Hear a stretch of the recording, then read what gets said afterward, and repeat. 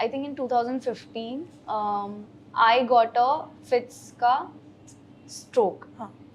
सो जिसको मिर्गी बोलते हैं. I always clarify this thing because लोग फिर बोलते हैं कि स्ट्रोक नहीं बोलते हैं उसे. तो मैं हमेशा से इसलिए क्लैरिफाई करती हूँ क्योंकि लोगों को लगता है मिर्गी is a very big deal और इसकी वजह से ना बहुत सारी लड़कियाँ परेशान होती हैं. उनको समझना चाहिए लोगों को कि मिर्गी ऑलरेडी इसलिए होती है क्योंकि लोगों का न्यूरोलॉजिकल प्रॉब्लम है. Right. वो लोग बहुत सोच रहे हैं, दे आर ओवर थिंकर्स, उनको एंजाइटी हो रही है. It's all related to brain. आप जब लोगों के बारे में बातें कर रहे हो, अरे इसको तो मिर्गी आती है, इसका तो क्या फ्यूचर है, इससे कौन शादी करेगा, तो उस इंसान को और ज़्यादा अफेक्ट कर रहा है. वो उसका हेल्थ सुधरने की जगह बिगड़ रहा है. Correct. Because this happened to me. जब मैं ट्यूशन जाती थी तो मेरी एक बेस्ट फ्रेंड थी. उसकी मम्मी बोलती थी कि इसके साथ नहीं जाना, इसको साथ में बिठा के नहीं लेके जाना, क्योंकि मुझे ड्राइविंग मना थी. तो मैंने उससे पूछा कि मुझे अपन साथ में आ जा सकते हैं क्या, भले ही आप स्कूटी मेरी ले लेना. बट उसकी मम्मी ने उसे स्ट्रिक्टली मना किया कि नहीं, इससे दूर रहो. तो I have faced all that and I know how it feels. Right. तो मुझे हमेशा से ऐसा लगता है कि I have to be vocal about it.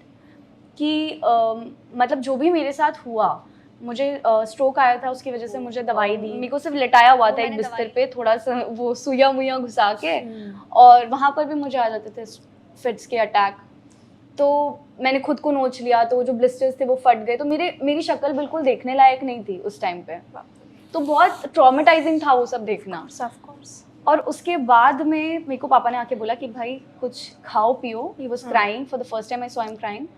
और कुछ खाओ पियो वरना डॉक्टर बोल रहे हैं कि आप नहीं बचोगे. तो उस टाइम पे मेरी डाइटिशियन ने मुझसे बात करी कि आपको कैसा फील हो रहा है, आप एक काम करो, कोकोनट वाटर और आइसक्रीम से चालू करो. तो मैं काफ़ी दिन तक सिर्फ कोकोनट वाटर आइसक्रीम ही खा रही थी. फिर आई स्विच टू खिचड़ी वगैरह. बट उसके बाद भी मेरा फिट्स का ये सब बंद नहीं हो रहा था. Then I changed my doctor और फिर मुझे पता चला कि मुझे गलत दवाई दी जा रही थी. मतलब बेसिकली आप वो चेक करते हैं कि आपका कौन सा पार्ट एक्टिव होता है जब आपको फिट्स आते हैं ज़्यादा. तो मेरा लेफ्ट था, बट वो मुझे राइट का ट्रीटमेंट कर रहे थे. तो मेरे को वो जब ट्रीटमेंट चेंज हुआ उसके बाद में एवरीथिंग गॉट सॉर्टेड. उसके बाद में मुझे एंजाइटी अटैक भी ऐसा नहीं कि बिल्कुल बंद हुआ, आते हैं मुझे. मैं बहुत टेंस्ड हो जाती हूँ काफ़ी बार. मुझे नहीं समझ आता है मुझे कैसे रिएक्ट करना है. सिर्फ रोती रहती हूँ कि होता है ब्रेकडाउन मुझे अभी भी. बट आई थिंक फिट्स वाली चीज़ बहुत कम हो चुकी है. वो मुझे हुआ था स्प्लिट्स में.